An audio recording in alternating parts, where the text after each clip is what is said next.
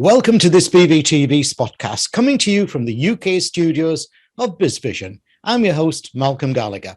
This is number 3 in a trilogy of Spotcasts around this book, Leading with Love and Laughter. Let's say hello for the final time to co-author Zina Sutch. Hello, Zina. Hello, Malcolm. Nice to see you again. So I'm sad we're going to be the last time because I've been enjoying our chat so much. Now, across the previous 2 episodes of your trilogy, we've looked at the concept behind this book and how to make the change to leading with love and laughter. Now, in this our 3rd and final episode of the trilogy, I want to be devil's advocate, or perhaps a realist. Consistency or sustaining such a culture as you propose may be a challenge. It's easy to fall back into old ways. I know grumpy leaders and that. So how do you manage to maintain the culture during, say, business growth or people changes? Because a business has many leaders at different levels. My question is, how can leaders make the change you propose permanent?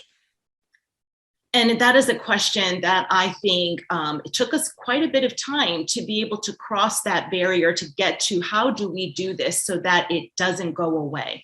So number 1, change is inevitable, no matter what organization you're in, and you as a leader are accustomed to this. You're always looking at the change, not just internally within your organization, with staffing, with reorganizing, with creating new program offices, with getting rid of some, but we're also looking at external changes and how they impact our organization.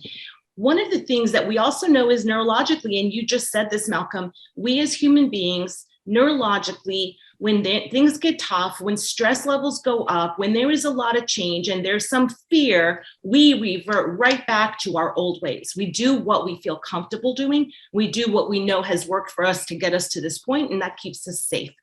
And so what we say is, we need leaders to keep their eyes open during these times at the highest level, meaning when you start seeing change, for example, when we started going to remote work and all of a sudden this huge change, that is when tapping into this love and laughter and connecting and building those relationships, maintaining those trusting relationships is at most critical.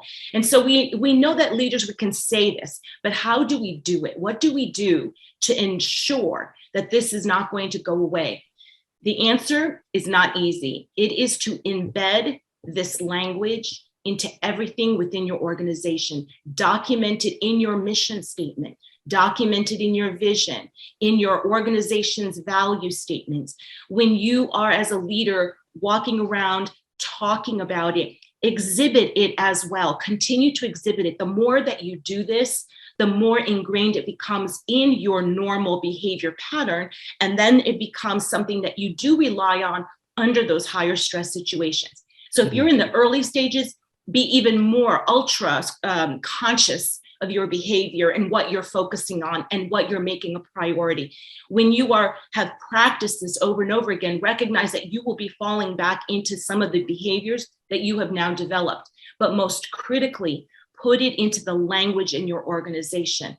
One of the things we know is people tend to say, we're going to develop a strategic plan, we're going to have a change management model, and we're going to implement it. And we rely on technology, et cetera, to promote us further, to get us through a tough time.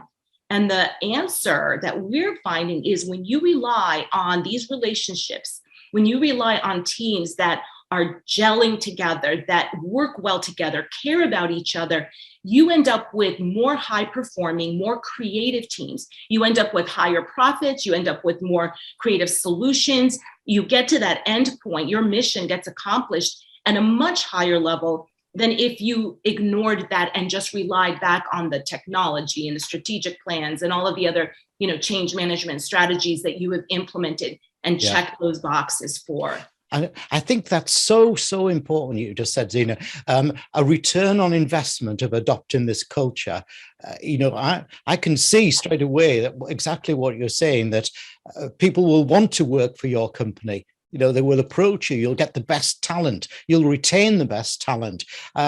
Importantly as well, I think that you will retain suppliers, and that's really important at this moment in time with supply chain problems across the world. trying to tell buyers and people like that, look after your suppliers, have fun and laughter with them. I think that's one great advantage of your book. Yeah, I think also, customers will want to do business with you rather than the stroppy salesperson on the other end of the phone or everything like that. And I think also influencers, your bank and people like that will say, hey, you want to go do business with them? They're a good firm. Are those the sort of return on investment things you think will happen? Absolutely. I mean, the in today's day and age, word gets around. It just takes one statement by a CEO somewhere, and that organization, hundreds of thousands, millions of people can turn their back. Yeah. And if you truly are one of those leaders that leads with the heart, that cares, that makes employees' lives important to you, and then makes work a joyful place, you're reaping on that investment. And again, let's not forget the leader self. Imagine every single day coming into a workplace where you feel loved yourself, where you feel joy yourself. You become a better leader. You become a better producer, a better visionary thinker, because you're being fed the same thing that you are feeding those around you. And we all need it. It doesn't matter how high up in the organization you are. It doesn't matter how young or old you are. We know what it feels like to feel love. We know what it feels like to have joy and to laugh. And we know the health benefits of it. And we know how our organizations can flourish from it.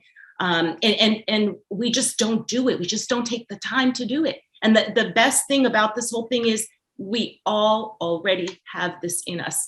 You don't have to go out and buy something to help you become better at it. You already have it right there in you. Yeah. And then basically what you're saying straight away is that, no, you don't need expenses, or you don't need costly investments and everything to achieve that. It's a brilliant. Zina and Patrick's book is called Leading with Love and Laughter, and it's published by BK Publishers. I'm very proud that here at BVTV and BizVision, we've had the opportunity to bring you this trilogy around this truly today's leader concept. Leading with love and laughter. I'll say it yet again, as I sincerely believe it. This book will help you create the business that will thrive in our new and altered world. Thanks, Zina Sutch and Patrick Malone, for creating it. And thanks, Zina, for a great trilogy. Malcolm, thank you very much. Now, everyone, go out and get that self-certification.